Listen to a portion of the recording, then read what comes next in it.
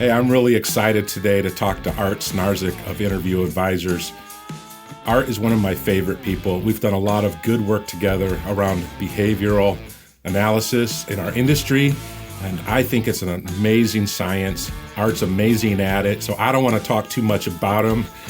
I'm going to let him talk to us and share his expertise. My name is Scott Lawler, and I'm a 35-year veteran of the painting industry where I've been part of growing several multi-million-dollar painting companies. I have worn all the hats and have experienced everything you have experienced, are experiencing, or will experience. There is lots of chatter about getting to $1 million, but what very few focus on is what it takes to blast through Death Valley and create the multi-million-dollar company of your dreams. We don't focus on fads, tricks, or shortcuts. We focus on solid foundational business principles and data that deliver results. This is the Consulting for Contractors Beyond $1 Million podcast. Art, welcome, and thanks for being a part of the C4C Beyond $1 Million podcast. Thanks, Scott. I'm more excited to be here and grateful. We have done so many things over the years. Yeah, we've known each other a decade or so, huh? Yeah, we had a lot of memories. So let's jump right in. So tell me a little bit about your career path. So tell me a little bit about how you got into painting, which is where we really start this journey, I think, and then we'll continue from there. Yeah, sure. I got into what I'm doing now, consulting, through painting business. I owned a painting company in St. Louis for about 10 years with a friend. It started just slightly before that, though. When I was young, I climbed the ladder in management and in corporate world. And so I fell into painting after I got tired of corporate. Got into painting, and we started two guys in a truck and like a small contracting company. We just grew and hit our head against the walls, learned those tough lessons, a lot of them about people. And, in these iterations of jobs that I've had, it was always about people. How do I get people to do things? How do I manage people better? How do I hire better? And they were an enigma to me, especially climbing into management so young. I found these tools through some consultants, fell in love with the science, and I'm nerdy and just dove in real hard. Yeah, so you're working with Nick LaGrasso as your partner, an amazing dude, and we're hoping that he'll jump on our podcast someday, and I know he will. SNL Painting out of St. Louis. So how long did you do that? About 9 years, I guess, 2003 to 11, somewhere around there. Okay. So somewhere in that journey, you start asking different or more questions about what? How did you get to TTI? It was about people. I started asking questions about people. How do I hire people? And, how come I mishire all the time? How do I manage people better? I don't understand people. I grew up kind of an introvert, so some of that's changed. I'm a little bit more of a fun ambivert now. But being an introvert, I didn't understand people and how to move them. So really, when I found these tools, it helped me understand them better. It helped me understand myself better and how to bridge that gap between me and others and how to get them to do what it is I want them to do in a way that they want to do it. And that was helpful. How do I pick better people for my company, and how do I manage them to do the things we need to do better?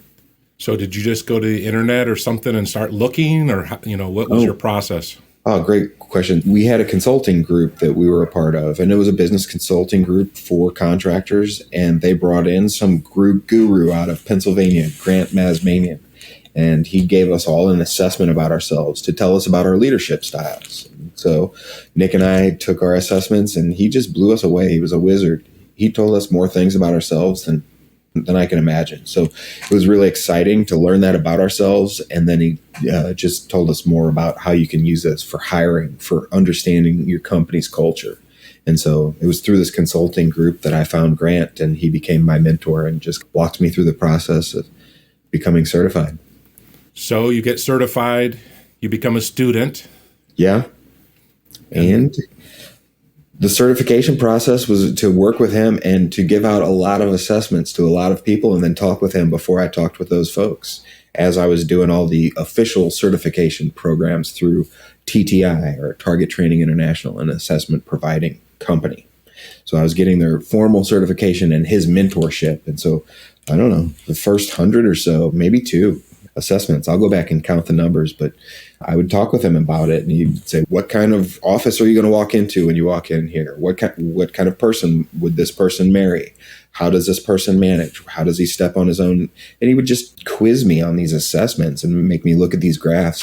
And it just became innate to me. And it gave me a new lens for understanding people. And I don't know, it turned into a real passion for me, or I discovered what my passion is. And I want others to understand themselves at an earlier age than I did. And I want them to find a life and work that fits them. So there must have come a moment where you looked at Nick and said, hey, buddy, I think I'm made for something different and I'd like to part ways friends. So what happened? That's tricky, right? Selling a business. That's a whole nother podcast. But sure. Nick and I, we were friends since the first grade. So yeah, we have a little history and we can make it through some things. And 2008, the financial crash really affected contractors, and we were a contracting company. So it really crushed us, and we had to get some loans and get out of that. So right around 2011, 12 is when we were getting out of paying off these loans and restabilizing. And it was a good point to say, hey, two of us can do okay in this business, but one of us can really crush it, And we said, why don't that be you? And I'll go do this. And he's, I don't know, what, four or five times the size of the business that I sold to him. Fantastic. He's doing great. I'm doing great. And it worked out well. Yeah. You guys are still great friends today. Yeah, you got it. So tell us a little bit about TTI, about being a behavioral analyst. What does that mean? And what is the tool? And when we talk about this test, this assessment, what is it? Give us the layman's term of the scientific backstory here. TTI, Target Training International, they were one of the first to computerize these assessments back in the 80s. DISC is one of the foundational tools that they use within the assessment. There's lots of different assessments you can use to discover different things about people, whether that's IQ or if it's hard skills like using Excel, or whether that's do you have interpersonal skills or emotional intelligence. So TTI offers a suite of different assessments, and I've chosen the ones that I like that give me the most well-rounded picture of a person as quickly as I can without giving somebody assessment fatigue. Right? Because you don't want to spend 3 hours taking an assessment, but I want a nice picture of a person so that a business owner has more odds in their favor as they choose a person or decide to develop a person, or how do I get these people to work better on my team? So the tools are, I usually use about 4 sciences. DISC, which measures the behavior or how we like to behave. Our motivators or driving forces is really our passions in life. It's why we behave that way. Really, for business owners, it's culture. When people talk about culture, it's our motivators. It's our driving forces. It's what we love. And we can measure that. And I love that in our assessment. It's soft skills like interpersonal skills and conceptual thinking and customer service and developing and leading others and time management. All the stuff you wish people would put on a resume, but they don't. We get to measure that before you hire them. It's amazing. Yeah. And I always use an Acumen or the Hartman value profile. It's how do people think? Do they make good, balanced decisions for this role or for your company? Because different companies have different needs. And so I use the assessments to help the company find the right person for their company, not in a generic way, like here's a benchmark for the industry. All business salespeople look like this. Well, that's very different for each company. And the tools help us really get it specific for your company. Yeah. So sometimes when I'm explaining this to my clients, because I just love the experience and the tool, we sometimes just say generically it's a DISC on steroids, but that's actually not even a really true statement. It's really several different tools that are combined into one report. Is that fair to say? Yeah, that's a good point, Scott. I've always called it DISC on steroids, but you're right. It's not just a superpowered DISC. I'm measuring you from a couple different angles. Nothing spooky, right? Just our normal behaviors and preferences that are going to work out in the workplace. The first test is DISC, and DISC measures what? The how of behavior. Our behavioral preference. How do you show up? How do you communicate? How do you like to argue? How do you like to buy things? How do you like to deal with details or interrelate with others? So it's a real great communication piece. Is this salesperson going to be a fiery hunter, somebody who's going to go out and kill it? Or are they like a more even-keeled kind of farmer, somebody who's going to spread the seeds and get a good referral base? Both can be, salespeople depending on other pieces of the assessment, but DISC measures how will they sell.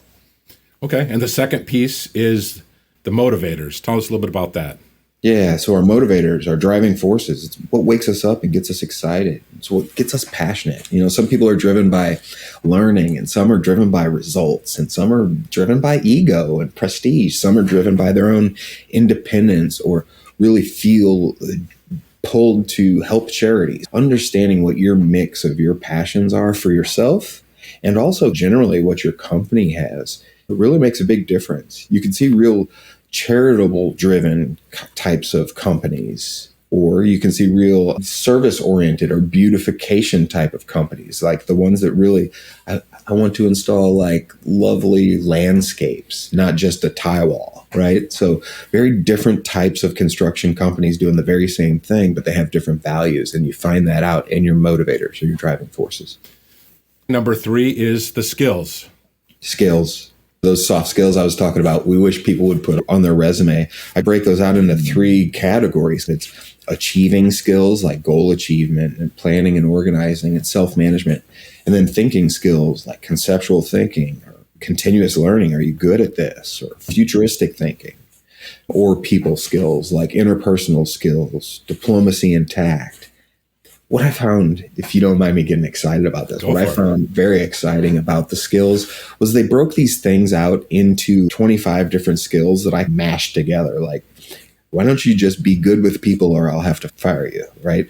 Get better with customers. But when I found these skills in this assessment, I could get really granular and say, does this person not good with customers because they don't have interpersonal skills? Or maybe they have great interpersonal skills, but they don't have diplomacy and tact. So they're super interpersonal, but they just drop the F-bomb sometimes, Sure. right? And I could really zone in and hone in and develop what I needed to. Yeah. So it's not just a single result. You're like combining some of these or working on something that's on the weaker side. It gives us a little bit of assistance as we maybe go ahead and say yes to the hire, but then use some of these results to coach and nurture because, hey, you're great at most of the things and the things that we really need, but there's a couple of things that we have seen are weaker than we wish, and we'd like to support you in strengthening those. Is that accurate? Yeah, absolutely. It's perfect. Or I find that the person just doesn't want to get good at negotiating. They haven't developed any negotiating skills ever. The price is the price. You don't like the price, shave off some of the options. I don't negotiate. And they just will never go build those skills. So you just find somebody else who can augment that for them, or a computer software that allows a fudge factor or something like that. What I really love about the skills is that it does help us to identify if some of their core strengths are in line with our job description. Absolutely. Yeah. And are they developed enough, or are they developed well enough to hire? And I need to send them off to some courses to develop it even further. Yeah. Right. Number 4 is Acumen. It sounds interesting or weird, but really it's, do you think clearly? Don't you wish knowing an employee is coming in that they're going to make clear and balanced decisions? That's important. So it's really not an intelligence marker, but it's really, do you factor in the important things when you make decisions? And people factor in different things as they think through a problem, and the way they think through a problem is important. And different roles require different sets of ways of thinking about things. I want my accountant to think about things differently than I do, my hazardous response team. It's just, so it's really important to get in their head and see, are they going to make great decisions, or do they lean too heavily on delegating things to other people? Or do they rely too much on a system rather than their own abilities? So it's a good thing to understand about a person on the way in the door or as we develop more. So just to put you on the spot, speak to why you use these 4 or how you interrelate these 4 as you're going through the process, because they're, in a way, 4 separate things in a way that you work together to give us a really good image of what we can expect from the candidate. Fair? How do you work them together, or what are you looking for? Or tell us a little bit about why these 4, how do they work together, and how do you use them to get us good results? Yeah, I am on the spot, Scott, but I don't mind it. Let's do this. So let's pretend we had somebody who's a very direct person. Their style is very direct and outgoing, but they're very task oriented. What we call a high D in the disc model, and it's very chopping. Are you guys finished with that yet? Stop doing that. What comes to mind is what they say. Those people can have. That's their style. That's how they want to show up. They want to show up and take charge and make sure that they're leading things and they're in control, and it's going to go the way that they want, and they don't mind speaking up. So that's great. Now we marry in those skills, and some of those very high D folks may have high diplomacy and tax skills, which makes them really cool. Hey guys, please have that done by 2:00. I can't have it not be done by 2:00, right? Or they can have very low diplomacy and tax skills. And I think we know that example. They not very nice. It's like, you mothers better have it done by 2 or else, right? Yeah. So that's why we measure and look at these different angles. Also, if we tied in the motivators, we might say this is a very direct person, right? And he likes to get things done. By his motivators, we're going to see what he likes to get done. He might want to work in a nonprofit because he loves helping people. He feels the pain of others and wants to take it away. Money doesn't count. He just wants to go out there and make results happen in a nonprofit. Or maybe he wants to be an entrepreneur and he wants to build a huge organization with 7 managers who look up to him, and he gets to tell them what to do. His style is to be out front, and his skills and his motivators really impact what he's going to do with that style and how he's going to fit in that company. Now, where do the skills assessments play into this then? Like I said, with the DISC, the skills with that diplomacy and tact, or are they a good thinker? That Acumen piece will really come into play. So if you're a very direct person and you have some diplomacy and tact, Acumen might tell me, how do you think about other people? Because you might have some clarity and some understanding about people. Maybe you're a very direct person and you understand people very well. I just don't trust everybody. My first initial impact is to keep them at a distance and make them prove themselves. Yeah. You've met people like that. You've also met people who are also like, I totally understand other people and I think they're going to come through. Most people are great. I like people. So 2 different things in this understanding and valuing of people, but could very well come out in the very same high D assessment profile that says, get it done now. I think you can. You guys are great people. Yeah. Right? Get it done now. I'm not sure they're going to really pull through because most people burn me. So really understanding that person in totality helps you manage them better, helps you understand them. And when you understand them and you can help them reach their goals, they're going to crush it for you and not want to jump ship. Yeah. But we can also pick that up in an assessment too, can't we, Scott? Yeah, we can. Whether they're a flight risk without. That's right. Yeah, there's so much here, and it's good stuff, and we'll get into later how we're going to show you how this works. But what I love about Art's work and his analysis is that it's been pretty common that we hear of something out there. We're talking discs now. There's all sorts of them, the Enneagram or the Briggs-Meyer and all this stuff. And we label, they're a high D. Perfect. I want a high D. Well, what I think we don't know is more about the high D. Like, is the high D also have a secondary S, or is it a DI and I love that Art has spent time to become the expert, so I don't have to, because I just call Art and I go, hey, use your superpower. But what I will say about the 4 different pictures, if you will, is that it gives us like sub-points to the main point, right? If we just said, they're an I and we want an I, so good. And they're like, you should have asked more questions here. The 4 pieces, the 4 components are giving us some additional layers and unfolding that onion to understand, are the other pieces of this person helping them become what we need in our job description? It's not saying they're a good or bad person. It's saying, are they going to do the things that we want them to do? Are they going to be happy doing them? And will they do them? That's the way Art always explains it to me. Can they do it? That's competency, right? Will they do it? That's more like a follow-through thing. And will they be happy? Will they fit into our culture and enjoy their position and enjoy what we're wanting them to do in our environment, in our job description, which is somewhat of a box, right? We're not saying, hey, come and be a scientist if you'd like. No, we need a salesperson. Scientists are good, but I don't need a scientist. I need a salesperson. And do you have the components that are going to work in our system here and give us results. True? True. And, sometimes we're a little blinded by what we think we want. We think we want a shark hunter salesperson, but really maybe we need, our business is crying for, a farmer, because you're the shark yourself. I remember a client who said they needed an inside salesperson, and I went in to help them hire. And I said, tell me more about the job. What are they doing? And the lady told me she goes to the database and she sends out, cards to past clients to upsell or cross sell every once in a while. And I said, does she ever pick up the phone? No. Does she get commissions for that stuff? No. What else does she do? She does this entry stuff and some filing. And I said, you have an admin person here, right? Mm-hmm. You're trying to hire an admin person. For some reason, you've called it sales because every once in a while they generate some business. Mm-hmm. But that's why you keep losing salespeople. You keep calling it a sales position and hiring salespeople, and they come in, they're all excited, and they have to do all this admin work when you need to hire an admin person. And I don't think you're going to fall in love with that person during the interview. Sure. She called me and she said, I hired this person that didn't feel great during the interview. I know she's the one. She took the assessment. It's fantastic. And they worked together for about 6 years. Yeah. But she was just off on what she was thinking. She was using a little bit, not even her intuition. I think people should use their intuition. I don't think she was using her intuition even to really say, what does my company need? And what should I call that so that the right person will apply?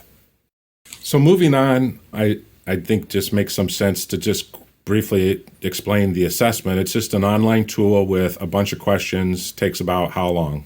45, 60 minutes to take the online survey. Yeah, so it's a significant test or assessment. I shouldn't call it a test. That will take a little bit of time for whoever's taking it to do it. But most of us have taken some form of it probably in our lifetime. But if you haven't, that's what it is. It's a whole bunch of questions asking you to rate different things, and it just gathering some data. We don't think that people can truly game the test. Is that accurate, Art? It is accurate. And I think two things. Let me back up to that last point. I think it's really important to know that we're not measuring anything like clinical, nothing spooky, right? I'm not going to measure your intelligence or if you have anything that requires medication. It's really your preferences. What do you want out of life? What are you good at? You kind of working stuff. Also relationship stuff, right? How do I get along with others? Yeah. Tell me, why should a company use these tools and your analysis and consultations in their hiring process? Why would you say this is worth focusing on and paying attention to? When hiring, of course, I'm biased. These are great tools. They're amazing tools. If there were better tools, I'd use those. I'm using the best of the best, and I'm really good at using them. I don't think it's a luxury. I think hiring is important. And if you mishire, you know the pain that comes with that. So when using this in hiring, it saves you weeks and weeks of payroll and doubt. And you don't want to go hire again. So you're not going to, and you're going to blame yourself for your training systems. Just put more odds in your favor when you're hiring. And I think that's what this does. And if I see red flags, I'm going to note those and tell you about them and say, you should ask more questions during the interview. Or watch out for these and hire this person, but watch out. And if this shows up in the first 2 weeks, you can them quick instead of holding on to them for 6 months of payroll and insurance and all the stuff for a couple $100 and, an hour of their time and an hour of ours, or however it works. Yeah. For a team, just getting Mary at the front desk to understand those crazy, rogue salespeople a little bit better and understand that, and to see that on a graph and say, oh, I knew we were different, but to see it and now I totally get it. Okay, you still annoy me, but now I know how you annoy me, and I can value the other pieces that don't annoy me. Sure. Right? Or I see that we have these other things that we hold in common. Yeah. We are about halfway through this special episode of the Beyond $1 Million podcast with Scott Lawler featuring Art Snarzyk. You just heard about some of the huge benefits that come from the use of behavioral science tools using Art's methods. It helps you hire the right person. It helps you relate to one another interpersonally. It helps you motivate your team more precisely. The benefits go on and on. And as you probably have guessed, Art's expertise in behavioral analysis and how that applies to you as a contractor is something that we are really, really passionate about at Consulting for Contractors. We also know that there is nothing better than seeing it demonstrated using a person you know very well, yourself. We're excited to make a special podcast listeners only offer to show you the magic of the assessment and the explanation of the results. If you own a contracting company or are part of making HR decisions within your organization, we want to offer you a limited time 50% off one individual platinum assessment. Enter the code assessment50 in the add promotion code box when you click on the link to get 50% off your first assessment. Now, this offer is limited to one per company, but we're so confident you'll love what you learn and how to apply it that you'll want to bring this level of understanding to your whole team. After you purchase your assessment, we will send you the step-by-step process and you will be on your way to a better company with the right people in the right seats. They'll really be the best fit for what your organization needs. Please don't hesitate on this. We know it will be transformative for you. If you do have any questions, please email us at info@c4c.team or schedule a free consultation at the link in the show notes. And now, back to the podcast. How many pages is the report that we're talking about here on the Platinum Assessment? I don't want to scare people. Scott's a lot of pages. Okay. So we won't tell you that there could be as many as 65 or 67. Yeah. But what I want you to just talk a little bit about, and to those that are listening, we're gonna show you what this looks like. We got some exciting things to talk about how you can do that coming up before we wrap up today. But what I want you to speak about is some of the other things that are not just the results. So some of the helpful tips about how to engage with people and how to help them be better at this, and some of the things that are in that report that are not just here's the results, but what you do with the results. Could you speak a little bit to those pieces and those helpful hints that are in there that are more than just the results? Yeah, I think maybe I'll just talk quickly about a couple pages that are important, but some pages are like, what is the value to the organization this person would bring? That's always a great page to go back to if I'm frustrated with an employee, to be reminded of what their value is and be like, oh yeah, they're tenacious. They go after goals. Maybe they're driving me crazy because they're going too fast, but I do love that they're tenacious. And it grounds me and says, yeah, they're just humans too. Things like ways to talk with this person, ways to communicate, ways not to communicate. Don't be dictatorial to this person, And now that sounds broad, but this is not broad. You could get 384 different reports just out of the DISC section, and we're measuring 3 other sciences. So I don't know what that works out to, but thousands of versions of this report that's very personalized to you or the individual we're talking to. How to communicate, how to manage, how to motivate. If you can't get Bill to work a little overtime, there's a page on that, Yeah.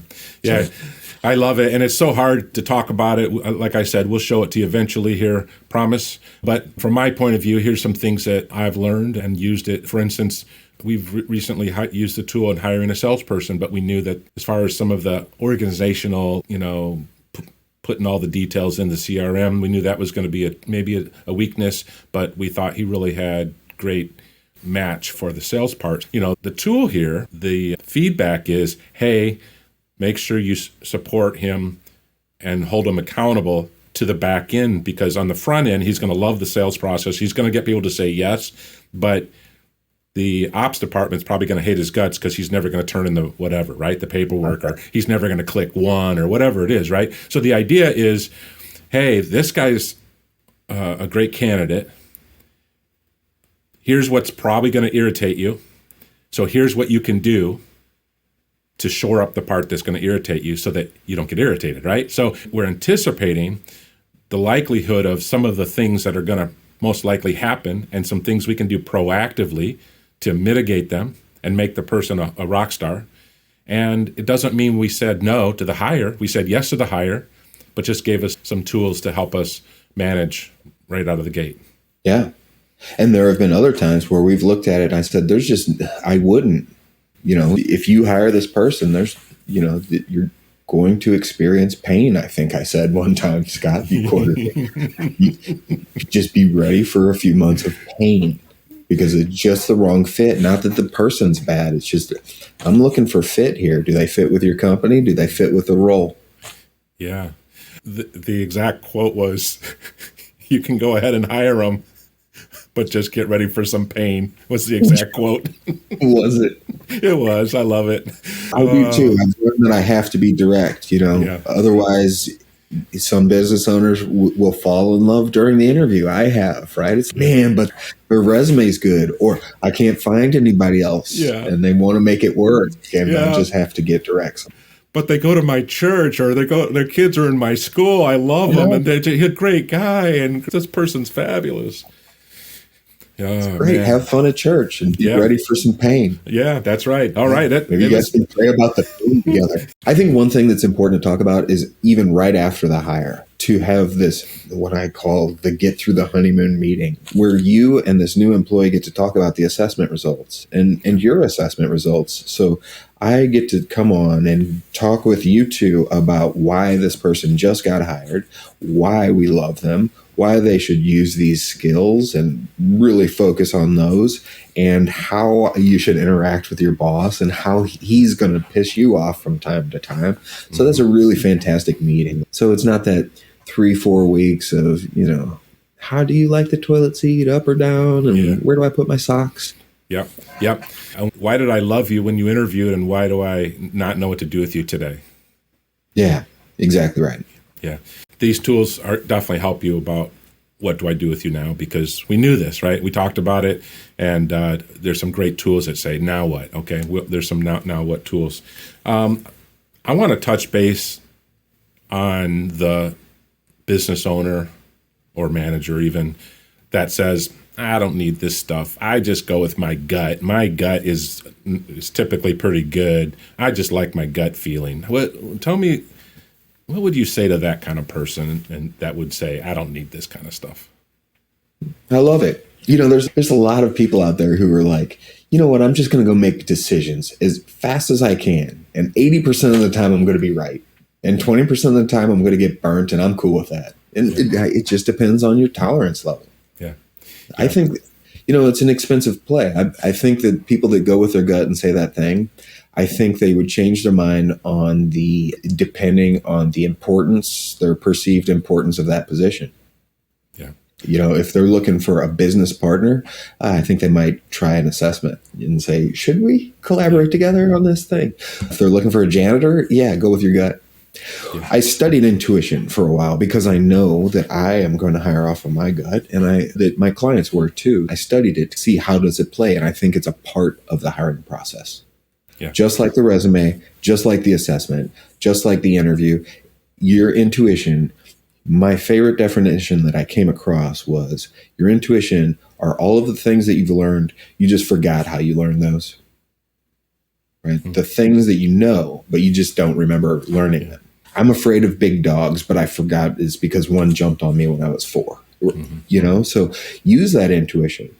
And I think it can be a good warning sign. Ooh, I've hired somebody this reminds me of Bill that didn't work out, that stole from me. That doesn't mean he's going to steal from you, but I think you should listen to your gut and do that old Ronald Reagan, trust but verify, use the assessment. It's a science. It's there. It's a couple $100. And listen, you're going to spend that in his second day of work and salary. And I think what happens, and we had this recently, where depending on your size and your growth pattern, you're in a little pain, and you're like, I need to hire this person, this position, as soon as possible before I just die.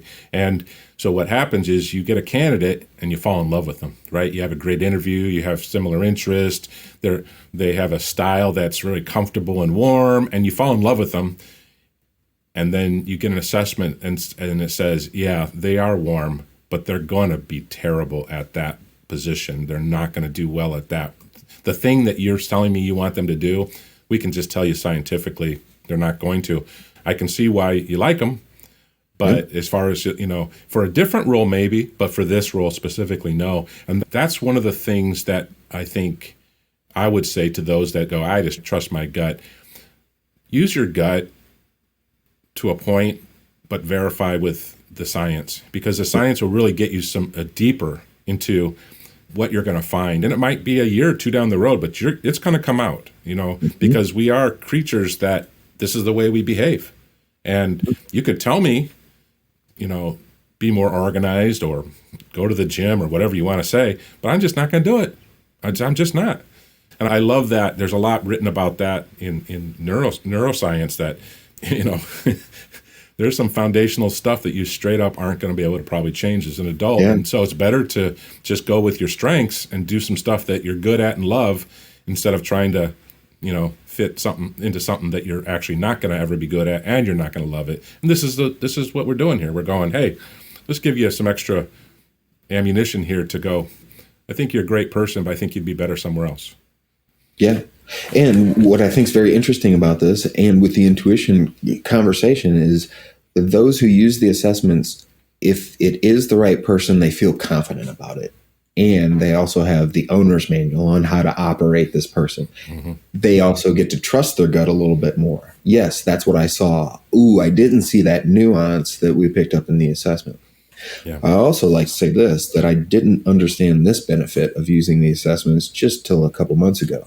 A painting contractor out of Denver said, you know what? We assessed this person way too late. I'm thinking about hiring him, promoting him into project manager. And he's been here for 5 years.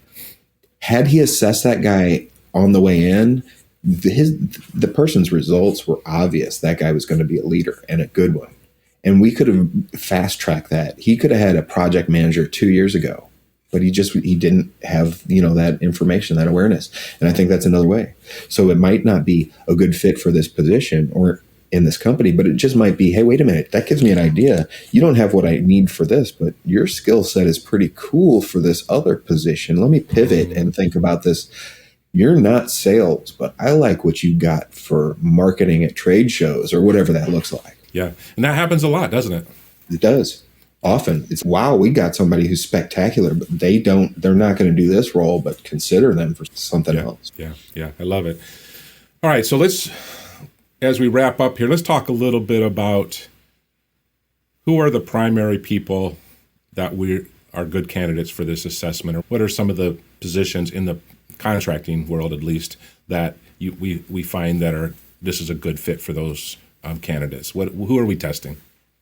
Specifically, we're looking at admin, right? Admin, project managers, and sales. Yeah. And occasionally we're talking about the big ops people, like this is for the larger companies, or I'm like a COO, or I'm going to bring in a partner, or two companies are going to merge. But that's when you might want to have some conversations on should we.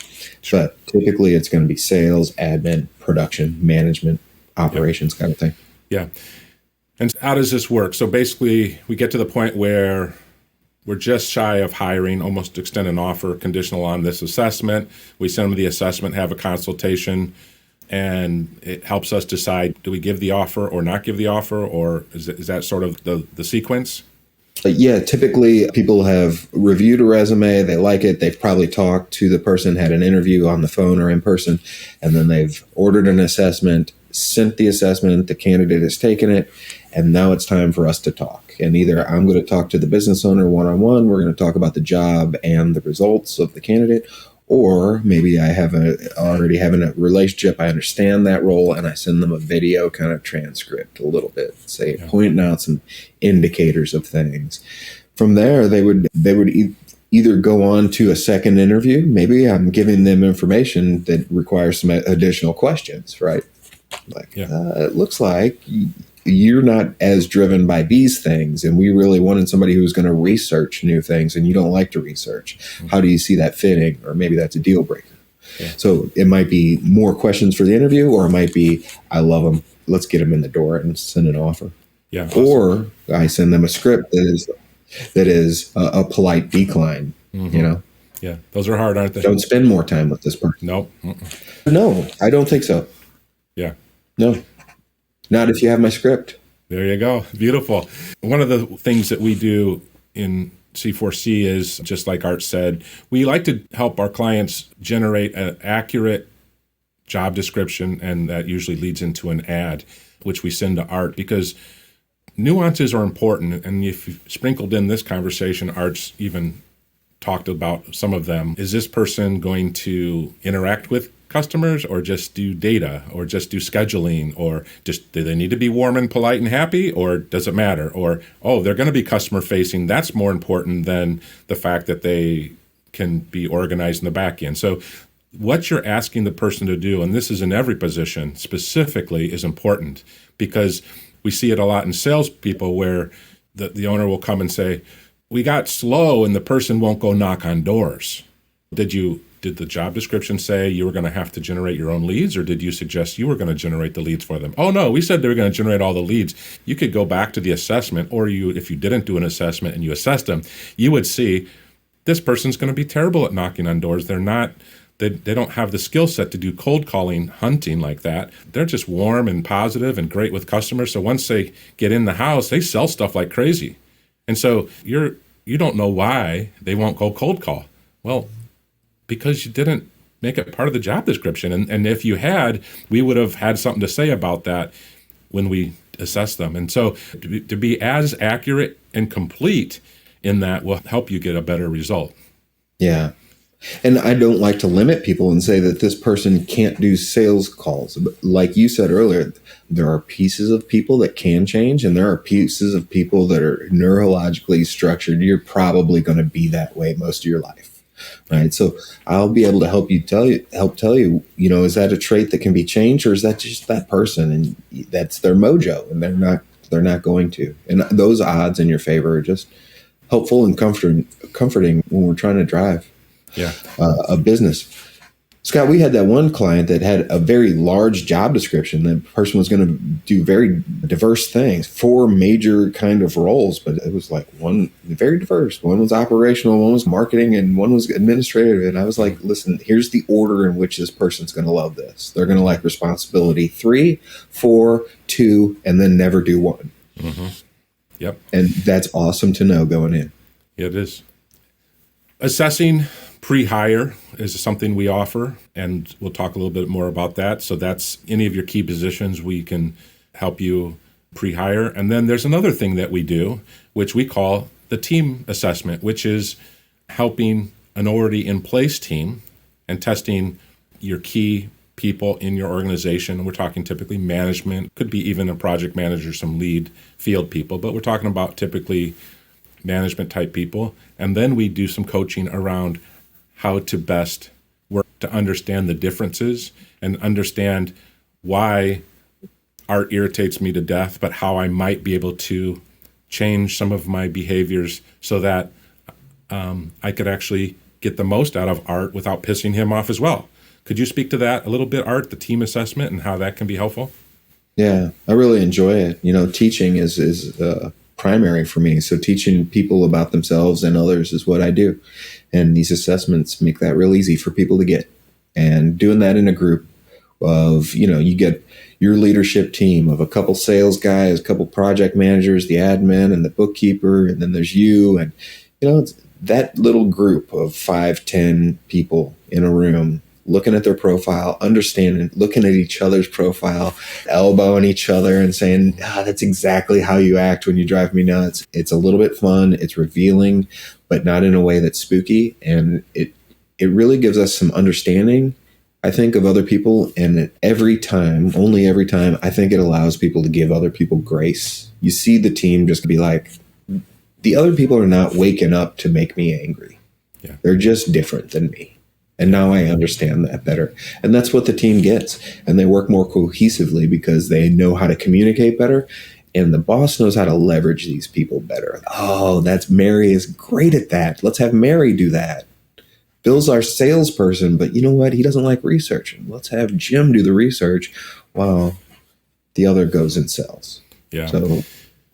I love it. And what I hear is that when we have some things that we've warned the owner or the key person to look out for, not a disqualifier, but hey, great candidate, here's a couple of things to watch for. They see those things quickly when they happen, because they're going to happen, and they have the tools to address them and to move through them instead of just go, oh, shoot, I never knew that. I wish I had known. No, you knew. We told you it was coming, and you already have the tools to address it. And that's what we hear people go, that stuff's gold, like amazing. Yeah, I agree. And it helped me in my business. And that's why I started this company, to help you. Yeah. Art, any last thing that you'd like to say before we wrap up and give everybody a few next steps here? I think the most important thing is people are the most important thing in your business. As that introvert, I looked actively for a business for 2 years. How can I run a business that doesn't require customers or employees? And I just couldn't find any with a good business model. And so I said, if you can't beat them, learn them. And that's what I've done. And you don't have to learn them as deeply as I do, but you'll have fun doing it. And as you learn this stuff, you'll be like, oh, that's my mother-in-law. I'm going to raise my child a little differently because of this information. And it's enlightening when you can work better with your employees. You can understand what your clients need better, and you have better tools to deal with people and yourself. Yeah. Art, this has been amazing. I'm such a fan of this work and what Art does. He's so valuable that we've created some programs because I want everyone to use these tools because they will change your life. And so we have a couple of different programs that will make it easy for you to access the tool and Art. And we're going to tell you more about that in the show notes. There'll be 2 different webinars posted there. One that'll show you the individual assessment that we spoke about, and then another one that'll show you the team assessment. And as always, you can schedule a call with me to learn more, or there's going to be links that you can just go forward and say, yeah, I want that. You can schedule your assessments right there and begin the journey. And I encourage everyone to do this because it's a game changer. And these are tools that our big business wouldn't think twice about. They would never not use the tools. And these are accessible to us at a price point that's reasonable, and they will change your company, and they will change your hiring process, and they will change the trajectory of your company. I guarantee it. So, Art, I so appreciate you, and I appreciate you being part of this podcast and of our community. I'm grateful, Scott. You say nice things about me, and I love working with you. And the people you have are always top notch. I love serving your clients. They're eager to learn, quick to implement, and they'll challenge if they need to, but smart people. I appreciate your trust in me, and I like them. So thanks. Yeah. Thanks, Art. You're welcome. Well, thanks again for joining us on the Beyond $1 Million podcast. If anything you heard on the show today intrigued you, or if you're just interested in getting in touch with Scott, please visit the show notes. You can click on the Discovery Call link to get started. We'd love to find out more about you, your company, and how consulting for contractors can help you grow your business to $1 million and beyond.